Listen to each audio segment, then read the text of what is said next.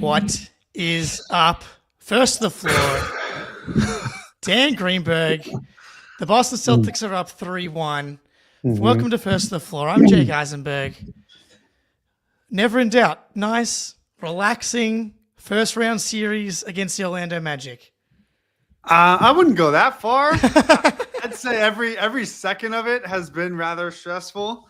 You know, even when they have an 8 or 9 point lead, it's still stressful. But listen, I mean, we said the other day, Game 4 was kind of like a must win. You had to come home 3-up, 3-1. They did. They weren't perfect, but they were good enough. And listen, they're holding teams under 100 points. I feel good when that happens. I feel good that Jayson Tatum exists. I feel good that Al Horford is like 25 years old. Unreal. You know what I mean? It's just they checked all the they took care of the ball. You know, we didn't have any of the same issues outside of the poor outside shooting that we saw in the Game 3 loss. I said you can get one or two of those things. You couldn't get all three.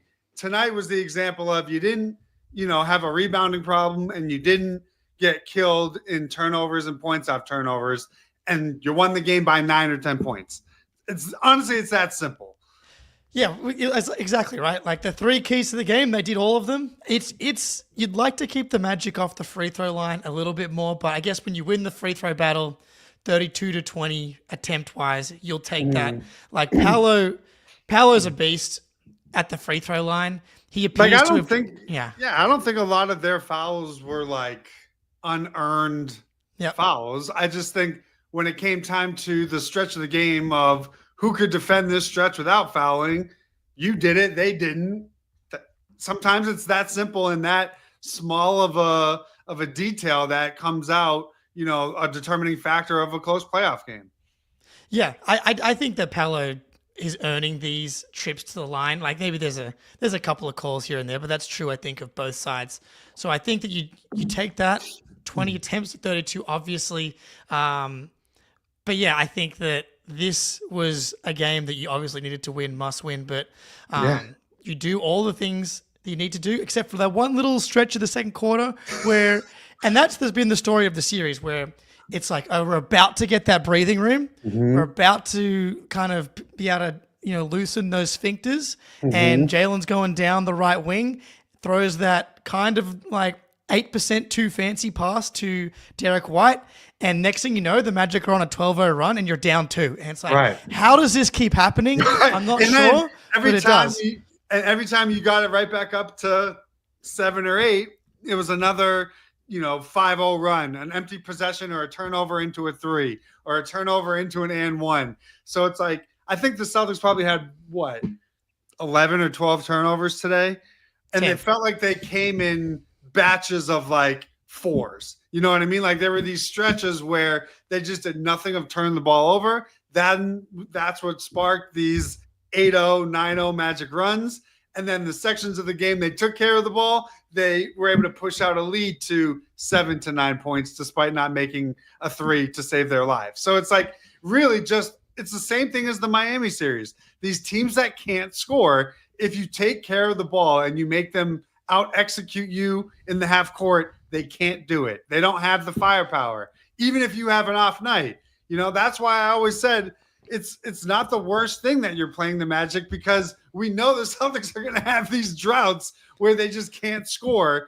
And I'd rather that come against an opponent that can't crack 100, if their life depended on it. It does feel like for the Celtics offense that hopefully this is like kind of training with a weighted vest or ankle weights, similar to, in Dragon Ball Z when Bulma's dad creates like the machine for Goku.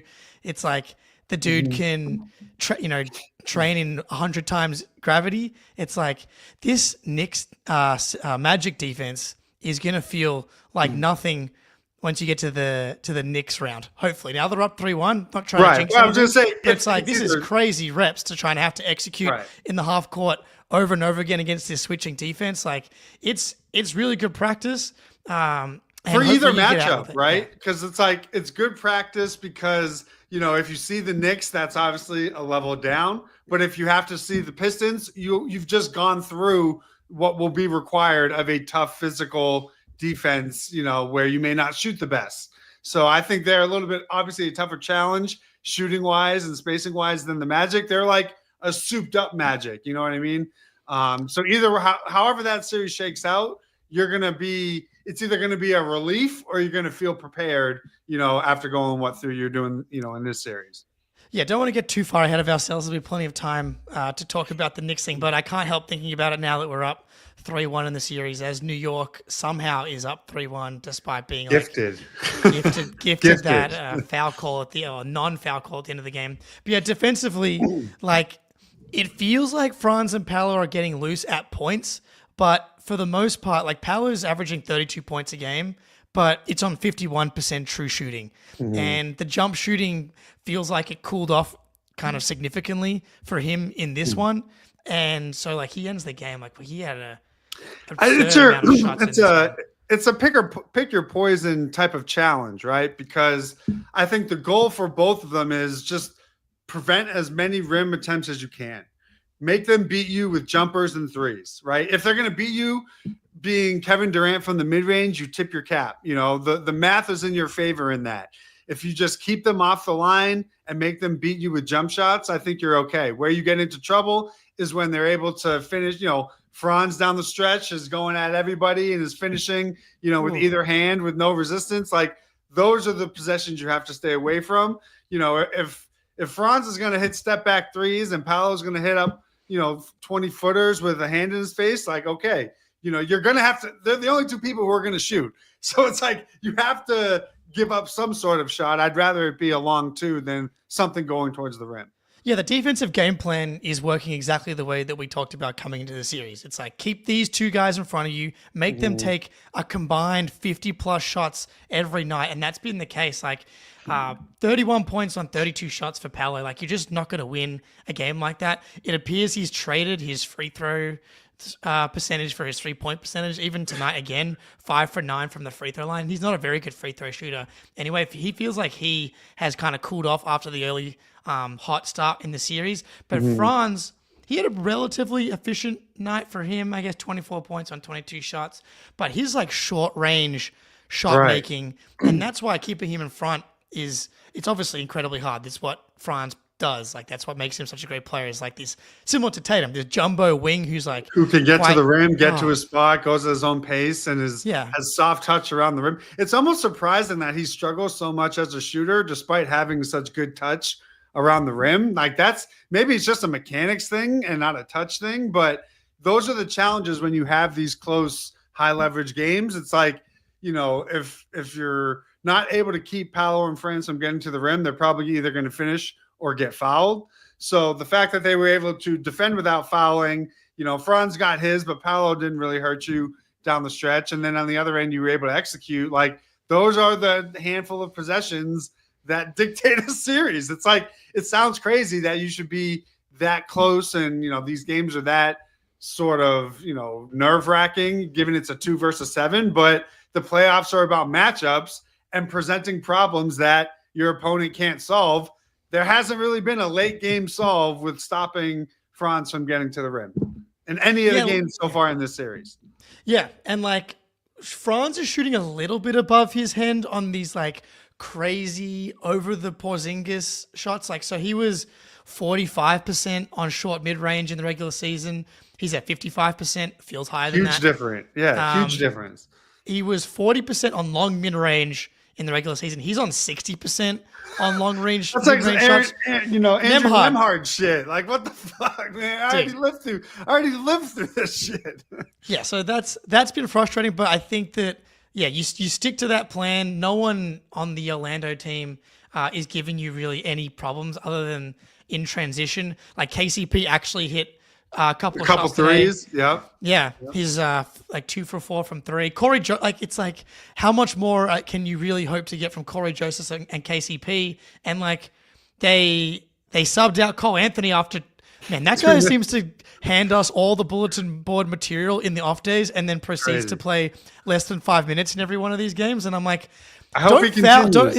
Don't foul him out too quickly because he's the perfect guy to go at on the other end, and he isn't able to generate any points. So Like they don't really have any buttons to press. They tried the Caleb Houston thing today because that's a guy that can shoot some threes. It's a talent issue, and that's fine. But that's why you have to make sure you end this series in 5 games. Like be done with this team, turn the page, get out of it healthy. It's like, I'm still waiting. We're owed like a 17-18-3 type game from them. Like we haven't gotten that yet.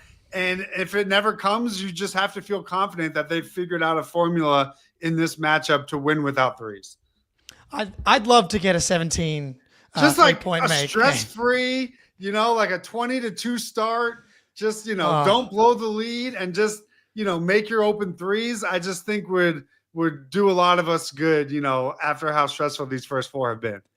Yeah, it's hard to get those threes up against this Magic team. Honestly, getting 31 threes up tonight felt like a miracle. I hated how they generated their first like 9 threes. I thought they were, they were just shooting. They were playing the volume game and not the generate your volume correctly game. You know what I mean? It was a lot of rushed isolation pull-ups, just low percentage looks where you could tell they were just trying to get them up for the sake of doing it.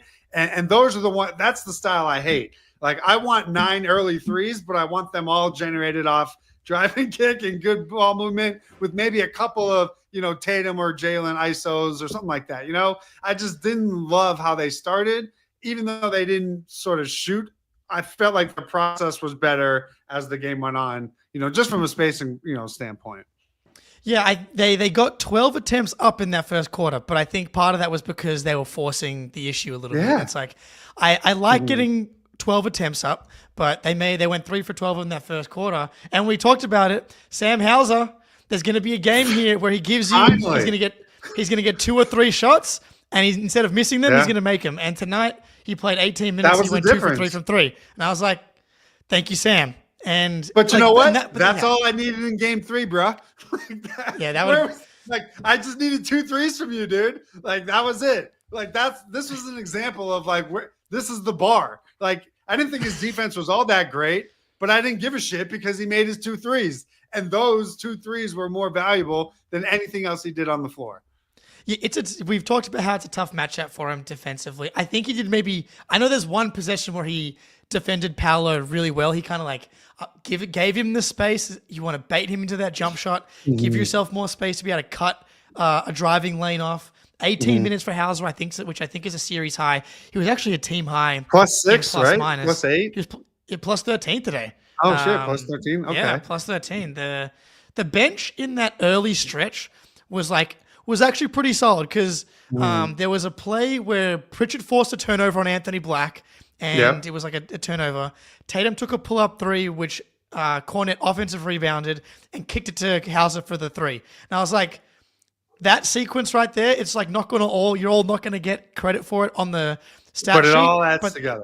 That was the bench. It's like come in, play with energy, and generate something. Because like this, I got to give them credit. I think I may have underestimated their defense slightly. I knew that even with all the injuries, even without Suggs, they still ended the season second in the NBA for a reason. And they've really showed why. It's just like they're so physical. I mean, you look at they had the graphic today. It's like all the lowest 3-point producing games of the season. Like 4 of them have happened where they've made under 10 threes. 3 of them were against the Magic. Like it's just they have figured out, and they have the personnel to really sell out and drive you off the 3-point line. That is their entire formula to keep you attached. It's worked to a point. You just have to be ready. Like, if Derrick White makes a couple of his wide open threes, they have a little bit more cushion. If Peyton Pritchard takes a shot, maybe they have a little bit more of a cushion. So these are the things and sort of why I wanted them to play the Magic, because I want these reps in figuring out how to win playoff games without making threes, because I know that they can make threes. And I know that if they do make threes, nobody's going to beat them. It's when they can't and they're shooting under 30%. Can you hunker down defensively, and can you figure out enough ways to score down the stretch to still win? Yeah, it is tough. Like they're hunting Wendell Carter or they're finding a matchup on Franz or Paolo. It's like these are not easy matchups. The Magic are doing a good job of keeping some of their smaller guys out of the switches. So speaking of maybe we've given enough respect to the Orlando Magic, I think. Flipping to the Boston side of things, Jayson Tatum, 37 points, 14 rebounds, 3 assists, 3 steals. Unbelievable. In the fourth quarter, it was 91-91, and then the Celtics go on a 9-0 run, and that was essentially the game. There was about 4 minutes left, 9-0 run to close the game, more or less. The 2 minutes to go after that, he goes 16 points. Obviously, a lot of that is from the free throw line, but he goes 3 for 6 from the field, and that's your captain, that's your leader, that's your superstar. And like efficiency, we all want to post the cool efficiency stats.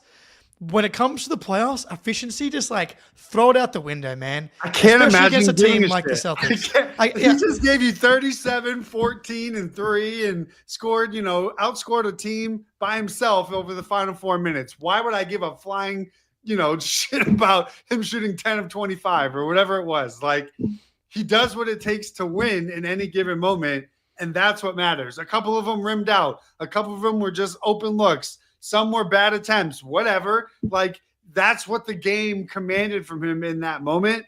And I mean, he's doing it on one wrist and he's putting up 30 points, 35 a game, man. It's like to care about the efficiency stuff is just like, it's nitpicking something just to complain. Like, we all would want him to shoot, 55% from the floor, but his shot diet will never, like, that's just not a realistic expectation on a nightly basis. The overall impact, I think, is what matters, and that is the consistent part that you see every night. Yeah, and not against this Magic defense. It's very possible that in a Knicks series that the efficiency flips back the other way because like he's a lot more comfortable attacking in coverage. Like the Magic are just not letting the Celtics run any pick and roll. It's all switches, and that's essentially the only way to beat this Celtics team is because that's the only way to limit their 3-point volume. And he was able to punish them. I thought I talked about it on the last pod, like he wasn't trusting like that next step on his drives. And I thought today he was trusting his step on his drives, and it was leading to either more attempts at the rim, free throws, or more wide open short range jump shots. I was like, those types of shots getting a little bit closer, like the one-legged Dirk fadeaway. He did have one long mid-range jumper against Gary Harris late in this game, but I thought it was just a classic Tatum in the playoffs game. Like it's a dirty game. That's the best way to say it. Go back to fucking the bubble against the Raptors, the Heat, the Warriors. Like this is a playoffs. Yeah, he's not Steph Curry, and I think that's okay. Damn. He does it his own. He does it in his own way. He's going to play 42 minutes. He's going to guard every position. He's going to make sure that the offensive rebounds are not a problem again today.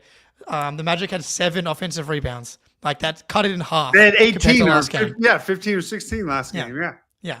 And so, I mean, that's what 2 out of the 3 games he's played, he's had 14 rebounds.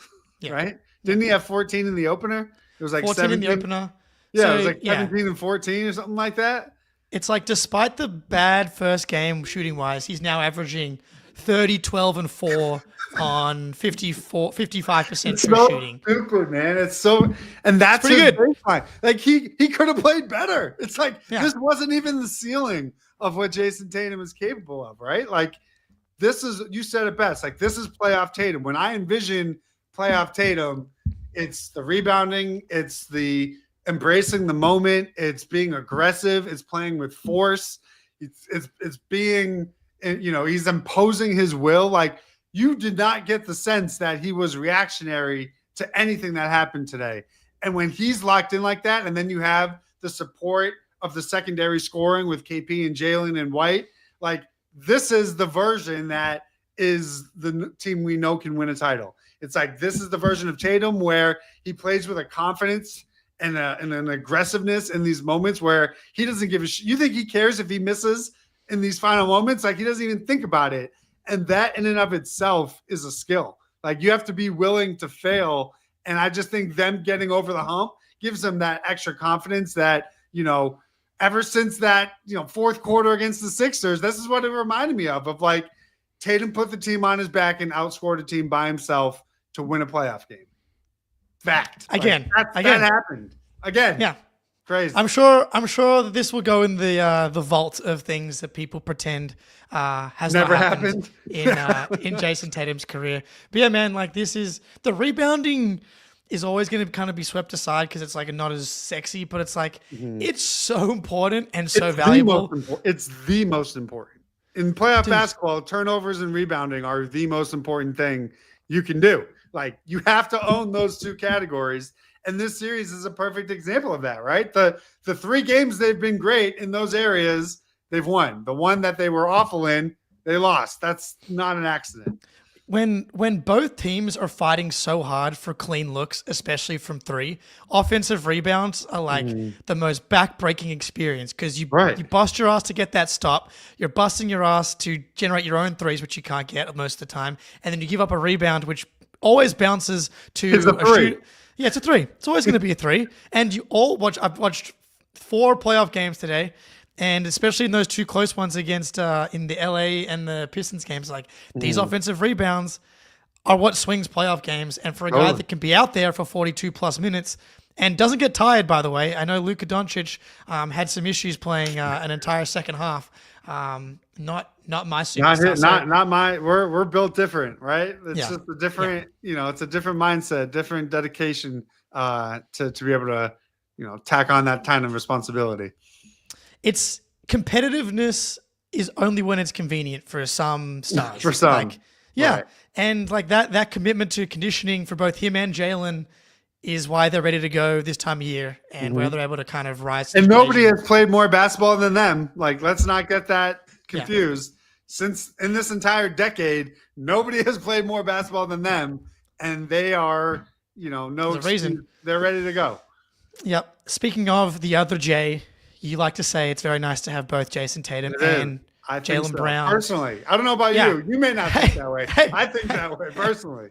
Controversial opinion. You're starting to sway me one episode at a time here.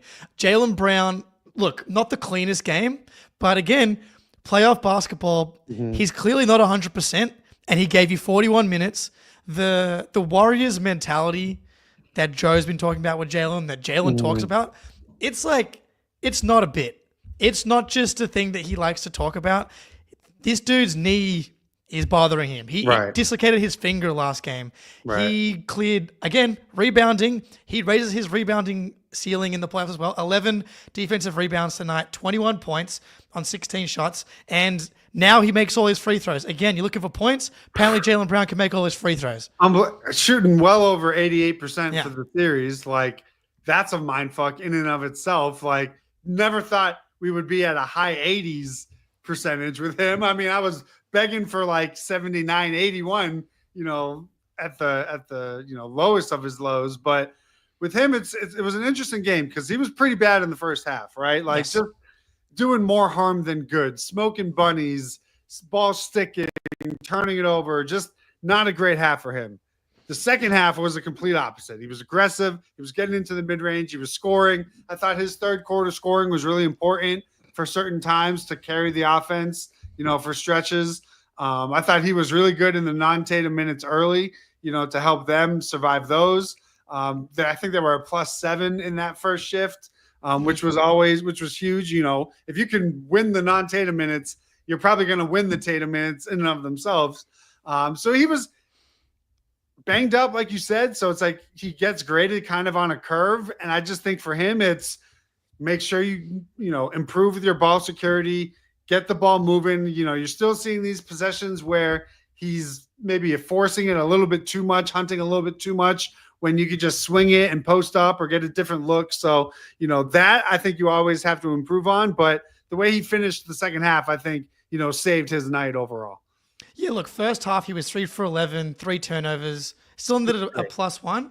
But I think where I was really impressed and happy with Jaylen was like sometimes he can let it spiral. And that's actually, we're talking about 2 years ago, Jaylen. Like last year, I thought that was a big development for him was like he wouldn't let the game spiral as much as Right. like back in that Miami series in 2023, where those evil Jaylen moments can carry for 4 quarters. Those sorts of games, it's like he can kind of pull himself out of it. And I thought tonight he didn't force it in that second half. Like, so he only he goes 3 for 5 from the field, grabs you 5 boards, only has 1 turnover, and as we said, the free throw 7 for 8 from the free throw line.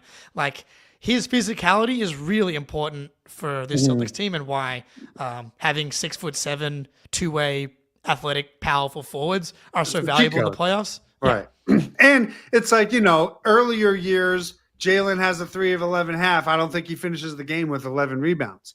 This version of Jaylen, understanding how important rebounding is in a game like this, where you're essentially like, this is a swing game, for all intents and purposes. Like, big time. You win this game, you're pretty much ending the series. So his commitment to rebounding, while he was struggling and while he was going through these mistakes, is, I think, his growth and his development of he's able to move on to the next play, not harp on his mistakes, and still find a way to contribute to winning. When both of your 2 best players are doing that, you're just not going to lose. Yeah. And again, he gives you 41 minutes. It's like, that's just gonna wear on opponents as games and as series go on.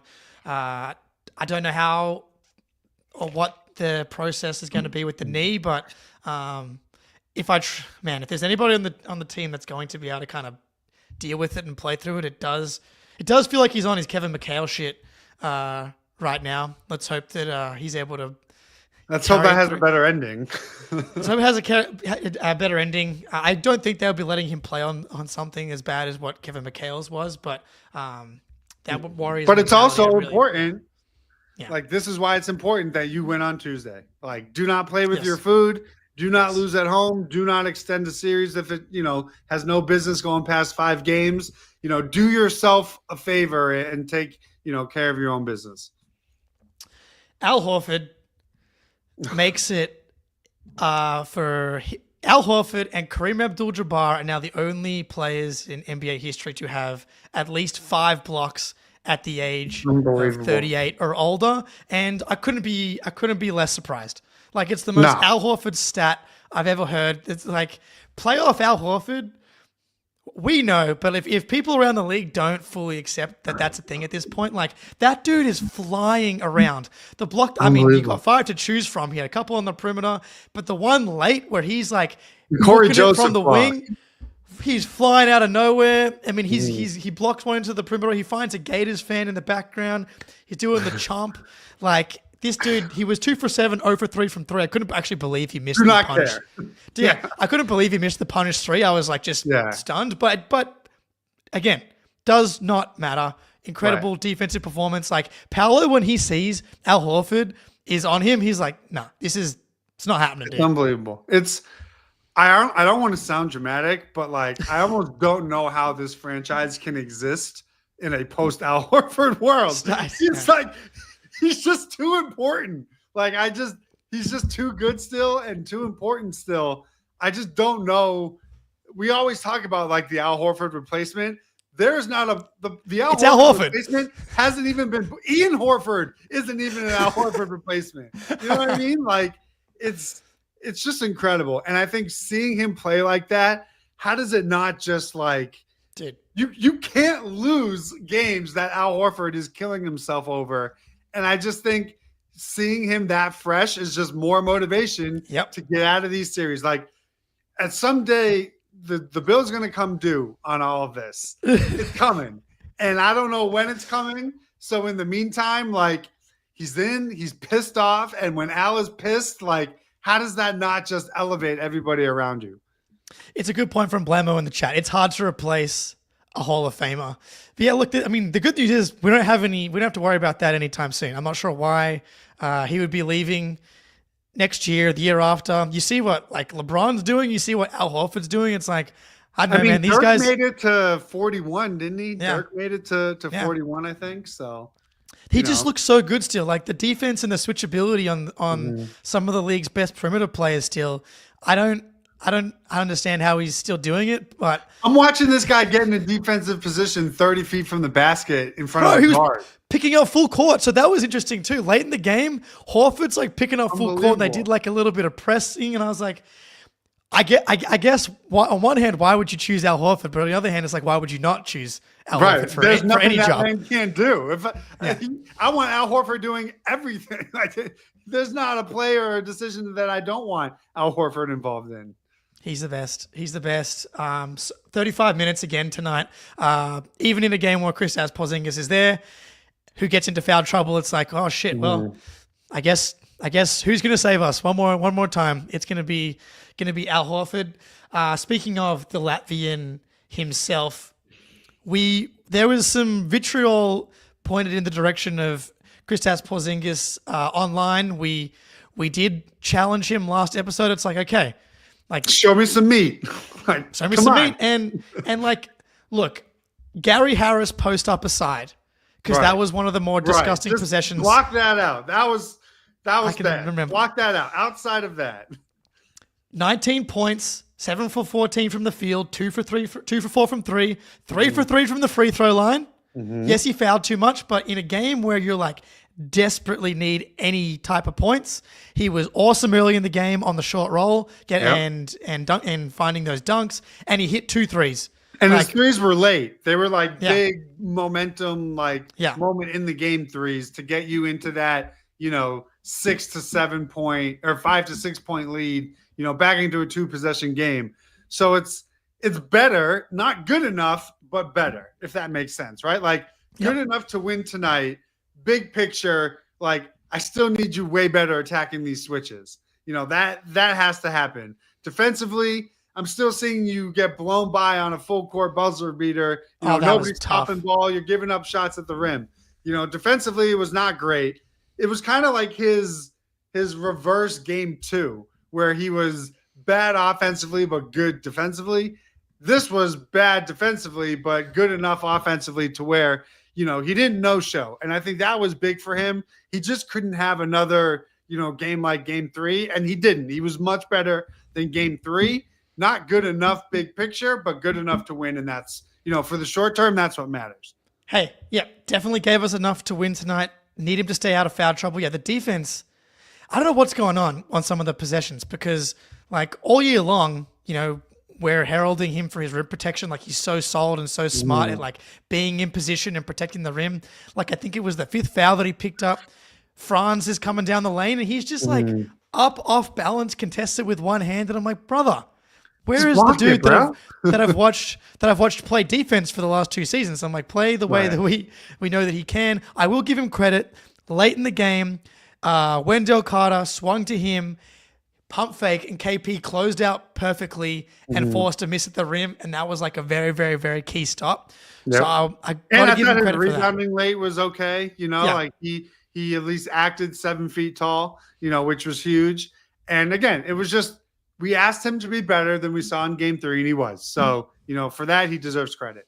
It is tough. Like he kind of is the seal on the team, because like as small as Pritchard is in this matchup, like because the Celtics are switching pretty much everything besides the KP stuff where they're playing drop. And we talked about it before where it's like you want to try and keep Paolo and Franz, like any kind of jump shot is better. And against KP, especially Franz, he's like really got KP's length and timing figured out. And so it's like at one point, I'm always so surprised with that though. Anytime anyone hits a jumper over a 7'3" dude, like I'm just like, how does that even work? Like that, it's like Godzilla. Like he just swallows these jumpers all year. And then, but you knew the very first bucket they had was a Franz pull up with KP in the drop, just given, a foot too much space. Cause I think he knows if he gets too close, these dudes are just going right by him. Yep. So look, better from KP. Love to see him make the threes. And I think that he had one miss where it swung to him. The step back. Just shoot it before the step back. I thought it was like no one's blocking the shot. We know that. And just get the spacing a little bit deeper, a little bit more like I thought Just timing-wise? that step back because I think he had made one right before that, right? A 3, yeah. So I think that was his heat check, and then Tatum's in the corner over Wendell Yeah. Carter was his heat check. And it's like some That of them almost you went live down. with it, some of it you live with, but you're right. Like just don't think, just grip it and rip it and live with the result. Because I think that like those two guys can get, and Derrick can get relatively clean looks in a way that these other guys can't. So it's like when he's spaced out there, if you get a slither of space, that's a good shot. Like I don't care if the percentages are dropping into the 30s. Like in this matchup, getting a clean look like that, because then you also allow for like when he misses, you allow for long rebounds because he's shooting from so far away. Like and you can potentially get an offensive rebound. Have you as been well. surprised that Cornette hasn't really been feasting on the offensive glass like he has? Yeah. I mean, he Got had a one couple today. big ones today. Yeah. But like overall, just in the series, that's just, for how he offensive rebounded during the year, I feel like we're seeing Pritchard get more offensive rebounds late, than Cornette. It's fascinating to me, because they only really play one big. My theory is that like in the regular season, if you're an effort player, it can get you a long way, and then in the playoffs, everyone's playing on a 10. Yeah. It's honestly how I feel about the Thompson twins right now. They both look like disasters in the playoffs, and it's because both of those dudes play with like an insane motor in the regular season. Okay, and I have a question for you. It's not translating. So, do you feel that way about Peyton Pritchard? To an extent, but I still find like his defense is keeping him on the court still. So, I mean, he's impactful, but Yeah. his impact has sort of been leveled off. If we agree that he's a high effort, 48-minute every single day, like that's what makes him Peyton Pritchard, does he benefit from? Is he experiencing that same level of the playing field has now minimized how he's impacting games through defense and rebounding, not through scoring and threes, right? Like in this matchup specifically. In this matchup, yes. Right. So it's like they've taken that aspect of his value away. I mean, he didn't score. He has 3 points in 2 games and he's taken 5 shots. Like it's crazy. But again, this is why the Magic were the second best defense in the league. It's like that's fucking hard to do. And and also I think it is just a playoff thing, right? Like how many 6th, 7th, 8th men are impactful in the playoffs? Right. It's just not that many. Like flip it around the other side. It's like the Cole Anthony can't play 3 minutes in this fucking matchup. So that's the reality. Like the Knicks are playing short. Asad Thompson should be out there. Played his starting 5 did not make a sub in the entire second half. Because like the Wolves are kind of one of the teams that's been able to play more guys, and I think maybe the Cavs too, the Thunder, the teams that have had relatively light series have. You only are playing 8 guys anyways, but 2 of the 3 off your bench just aren't scoring. It's a crazy way to live, like you just have to hope that that's a matchup thing and not this is going to be a no matter who you play type of thing, so that they can have that freedom against maybe a less aggressive defense. But I mean, I did not expect the bench to be so barren in terms of production and threes and just overall, scoring impact. I knew the Magic were a good defense. I did not think it would be a struggle for you to, break 105. Yeah, I think I underestimated their ability a little bit as well. But like the Tatum Cornet pick and roll that was the second best 2-man game in the league is non-existent in this match. They haven't even run it feels like. Yeah. And because they're just switching it, and they just haven't been able to figure out the slips. They got maybe one look down low, maybe Cornet bobbled it, but it's just not there for them. That's kind of what made KP's rim run so surprising, because I just feel like they just have not had that as an option in anything we've seen from them in the half court. Yeah, and I'm not really ready to talk about OKC that far ahead. But we've got a lot bigger fish to fry between now and then. But like that will be another really intense defensive series.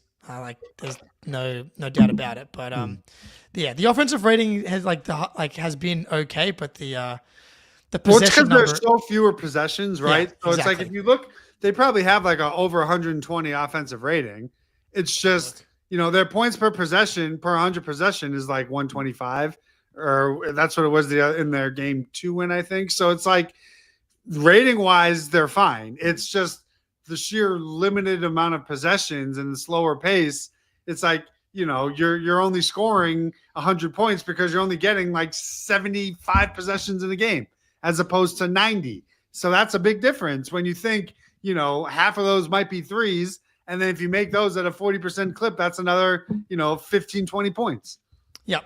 Yeah, I mean, so after today, the Celtics offensive rating is 114.4, which is 6th in the playoffs. Okay, so it's dipped a little bit. It was third. Yes. It was third not too long ago after probably game 3. Yeah. The difference is the Cavs are in first and they're playing against the Heat, and the Pacers are against the Bucks, and the T-Wolves get to play against Luka Doncic. So, right. Like this is the formula to try and slow down the Celtics, right? Like you have to keep them out of the drive and kick game. Like the Cavs have been doing it all season long, where they've been switching Darius Garland. It's like we're just gonna live with whatever they get out of isolation. The difference is like this Magic team actually has like good defenders across the board to battle our guys with. There's a big difference between, the Cavs playing a switch defense against you and the Magic playing it. That's just, they're not the same. And the Knicks haven't been willing to do it at all yet. And I would be surprised if they're willing to switch Cat and Brunson onto Jaylen and Jayson consistently. It's just, that would they're surprise play me. drop. Yeah, I don't think that there's they're gonna try and hedge. They're gonna do a lot of the stuff they're doing to Cade. The difference is the Celtics are really good on the shot roll. But again, we'll kind of cross that bridge when we get there. A guy that we haven't mentioned yet, Derrick White, like a very quiet, awesome game. Yeah, 18 points, 7 rebounds, 7 assists, a block, maybe the play of the game. Like absurd, 4-on-1 fast break for Orlando. Unbelievable. And D White gets the block back the other way. 7 for 11 from the field, and just so steady. How many so steady possessions breaking down? Just gets downhill a little bit. Looks like maybe he's gonna go to a floater or kick it, and he just gets to that little layup off the glass. He was smooth, soft, and silky. I'll be enjoying my evening with Derrick White later in Boston. And honestly, it was almost like they needed it because they didn't have any other guard production on the roster, right? Like Pritchard didn't score, Drew's out, so it's like for him, it was the vintage Derrick White game in a sense that when the moment called for something big to happen, he delivered. When the game called for just normal, take care of the basketball and just play your normal style, he was there. Offensive, defensive, challenging shots. I think he only had 1 turnover, maybe 2. Yep, only 1. Yep. Took good care of the basketball. I just think he was able to fluctuate between the second and the third option, which is the third or the fourth option, which is like his sweet spot in terms of on any given night, what's the best shot. I still think, the catch and shoot threes, you kind of wish you had at least one of them. He had the one from the corner and then the one above the break. Like when he's really had one and one. You wanted one. Right. When he's really locked in, he's cashing those, but that's such a small nitpick for how overall awesome he was on both ends of the floor. Like this is the version, like everybody else, if they're probably going to win the title. Yeah. Like he goes 2 for 6 from 3, 33%. I would love for the team to go 33% every night in this series. That would be great. Like, and honestly, he traded those threes for 2s tonight and for assists. So like, the fact that he ended the game with a +0 feels like a slap in the face for Derrick White tonight. But he was awesome, and even late in the game when they're like trying to bleed clock, he's like the guy that I want the ball in his hands when the other team's pressing and like someone has to. Except he did there was the 8-second fiasco. Well, yes, there was that. That's a fair point. And I'm now remembering when he dribbled the ball off his leg in that Atlanta game. What I think it was earlier in the season. We basically don't have anybody you can trust. Is the real answer to handle the ball. Like we still have not solved that problem. It's hard, like the bubble. So. It's hard. You see, like teams fuck that up a lot. It's like it's harder than you think, I guess, when that starts going wrong. Also, give Joe Mazzulla the timeout. That was nuts. That was crazy. What is going on? Now you want to know why he never does it? Well, it's because he's never going to be granted it when he finally does call the timeout. I honestly thought he was going to get teed up. I think he was going at half court. Davis. I think it was Mark Davis, right? And he's usually a quick trigger. They also let Tatum like get right in the ref's face too. A little bit, yeah. I even thought he like made contact with him, so I was like, that made me kind of nervous. But just one of those kind of, you just hope to be normal in these high leverage pressure, end of game situations. Like you want to say get the ball to Pritchard, but we just saw him get it, knocked out. So it's just get over in 16 seconds and just hold on to it and make them foul you. Because I even get nervous when you see Al Horford like running the break. Like, just take a deep breath and just collect yourself and, get it to somebody who can make a free throw. They did have one really nice little sequence at the very end of the game where it was like, I think it was into Derrick, who then threw like a bounce pass to Pritchard, kind of like streaking down the sideline. And I was like, oh, that looks like, Edelman to Gronk, like hook and ladder type play. And there was one where Derrick like fake spun and brought it back over, which was a nice little move. But, I'm always going to think of that Atlanta game. That's just like burned into my fucking brain. So it's another one of those like, just get out of these games clean and be on to the next one. I will say, I think that they should implement some kind of buzzer, like on 2K, right? Like you can just call a timeout whenever you want. I'm not sure how you would do it, but like the coach should just have like a button they can hit for when they want a timeout.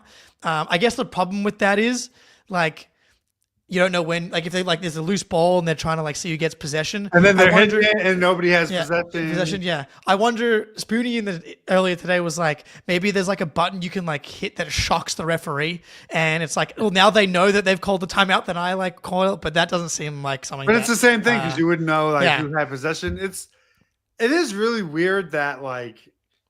It's really just a matter of they have to see it. But even when you call it, they're not even going to give you the right amount of time anyways. So that was weird. But I was honestly, the way that he reacted, I was certain he was going to get, attacked. And it was only, I think, a 5-point game or 6-point game at that point. But well, we got the delay of game on Al where he went, over the inbounds, like trying to like. That was the tech. Yeah, we got that tech. Yeah. Well, because Tatum got away with it. I knew early in the game, like I forget exactly what happened beforehand, but he like bounced the ball aggressively down to a different referee, and it was supposed to go to the referee next to him, and they gave him that delay of game. And I was like, I feel like they got away with one, but it came back to bite them because it was the second delay of game was the Al Horford thing. Don't worry, Tony Brothers is coming in game 5. He will, collect his check. Ah, man. All right. So I don't know if there's anything else from that game. Beautiful win. I just think, it's a testament to how they close, these games are never going to be easy. It's going to be up and down, but I think the big picture was you had to leave with a split and you left with a split and all that stands between you and the next round is just winning at home.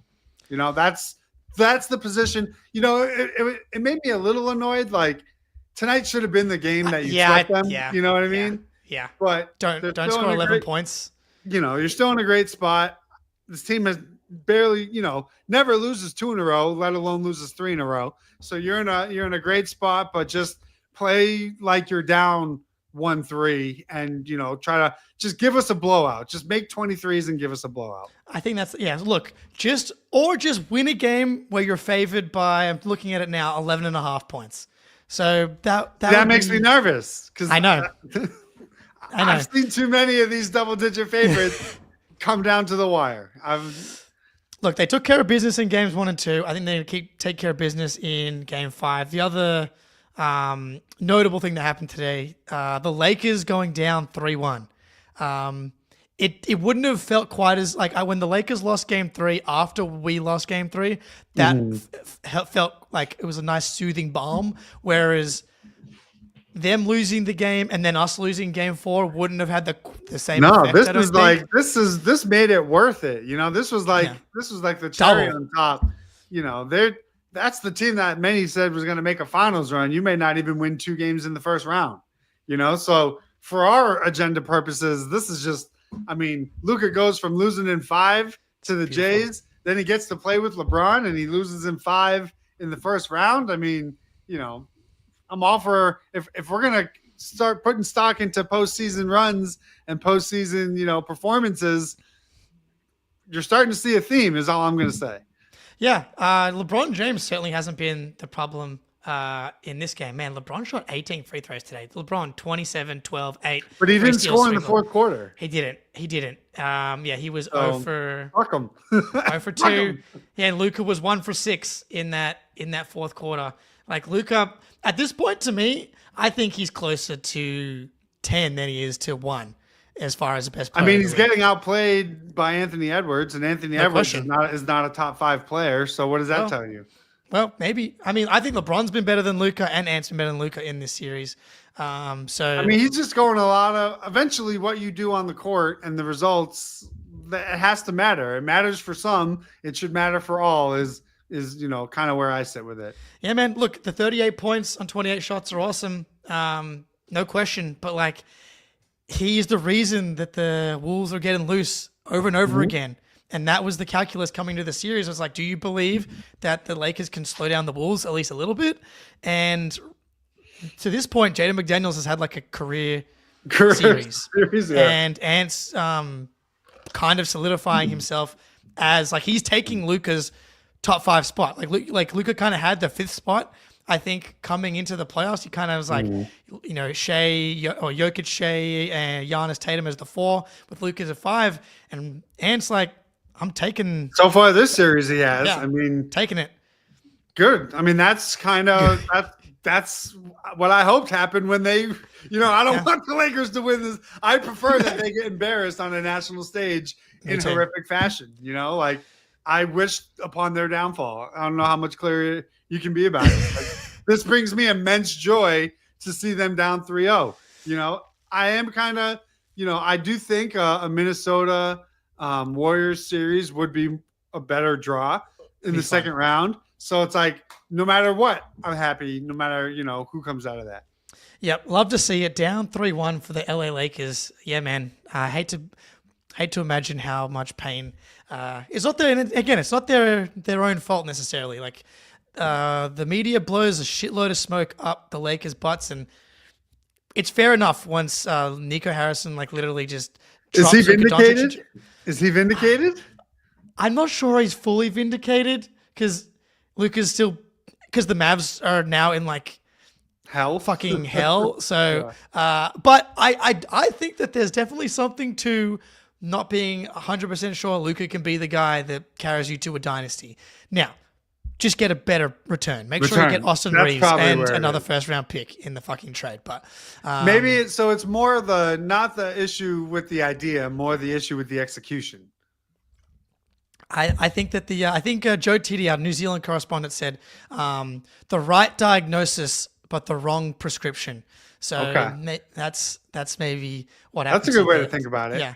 I guess the only other piece of it would be like, does Luka getting embarrassed again in the first round lead to like this coming to Jesus moment with his conditioning? I don't think so.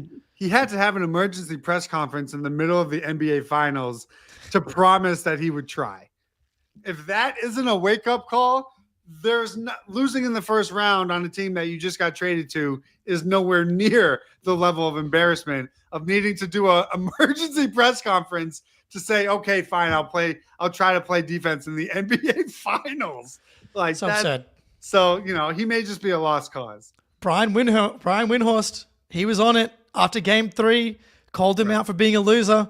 I mean, just think of the contrast in how your franchise players have molded who they are as players out of the pain and failure and embarrassment. Does that look like Luka has come back with that same type of fire, hunger? Does it burn Luka up inside that he got packed up in 5 games and is about to be gentleman swept in the next series that he plays on with arguably the greatest player of all time? Like, what if that can't get through to you? What gets through to you? Yeah, I'm skeptical that there's a coming to Jesus moment if there wasn't already one. Right. So, Luka Doncic, unless you become, because I saw like today's playoffs are about like your weakest link. Mm-hmm. Like we see it in every series, and you see it in the series that we're playing right now. It's like people are switching everything. And they're either daring your worst offensive player to take shots, or they're targeting your worst defensive player. Mm-hmm. And it's almost like it doesn't matter how good you are on one end if you're going to be that garbage on the other end. At least Jokic has like unlimited gas in the tank. Well, so it's like, the biggest thing is if you have that weakness, you have to overcome it with elite shot making. So for someone like, Luka, who has those, deficiencies, it's not like he's shooting all that efficiently from the floor, right? He didn't shoot that well. Well, it's not like pretty good today. But not in the finals, you know what I mean? Right, the finals, no. So it's like, and if you look at teams like Cleveland that have these defensive holes on their roster that are going to be targeted, they overcompensate that because every player on their roster is having a magnet ball season, right? The Thunder don't have any holes to penetrate with. But if you look at someone like the Wolves, who, if you want to attack Conley, well, Ant is shooting 40% on 12 threes a game. So it's like they're having good shot making seasons. If you don't have that, then is when you get targeted. You have like the Miami problem where we're targeting you on defense and you don't have the shot making to make up for it. That's how you lose by 30. Yeah, man. Like you have to limit your weaknesses, right? Whatever it is. And Luka has yet to prove that he's willing to do that. And I'm skeptical that osmosis by playing next to LeBron James is going to be the thing that does it. He's still 26. We will see. But the Boston Celtics go up 3-1. Yeah, not my problem. Yeah. Celtics are up 3-1 in the first round. The Lakers are down 3-1 in the first round. That's the type of results I'd see. I'd love the Pistons to be able to squeeze 1 or 2 more out of their series. That should be 2-2, man. That would have been a 7-game series had they, not been screwed today. Now, I can't imagine they're going to lose that MSG. I just really can't. Yeah. It was good to see Malik Beasley hit a shot. Maybe he can go off, but they needed to win that game. I mean, think about it. They lost both those games by 3 points. This could be 3-1 Detroit going back to. It's kind of like it's more of a what if than the Grizzlies series if you think about it, right? Because they actually had their guys and they were right there and they legitimately got boned out. I mean, these are playoff games you're sort of impacting, which are ending series. It's a huge disaster. It was brutal. The Pistons, they're just not quite. I feel bad for Pistons fans. They're now you have this dream season. You're doing it, you're pulling off the upset, and to have it ripped away. And it's the same asshole David Guthrie that boned you in the Magic game 2 games early. It's like it's so ridiculous how they just can't get out of their own way. And what would you prefer? Because I got the ESPN notification saying David Guthrie admitted that they should have called a foul afterwards. If you're a Pistons fan, do you want to see that? I guess you do. You prefer to see them admit it as opposed to not admit it. Part of me wants to see. I was certain that they were gonna just call it marginal contact and just hide behind that. So the fact that they admitted it, I felt was surprising. But I mean, it doesn't change anything. And I don't know if I prefer to not know because I know what I see in that moment. Yeah.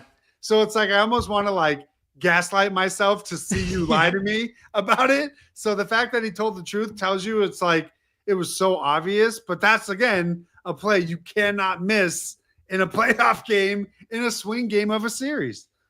Yeah, can't happen. Hey, man, and it felt obvious, but yeah, they're screwed. I'll be hoping the Pistons can extend the Knicks a little bit for us to put some more miles on the Knicks, but it does feel like the Celtics and Knicks are going to end up playing after 5 We may not get any. I mean, now with Dame out, that series is over. So, Nuggets, Clippers.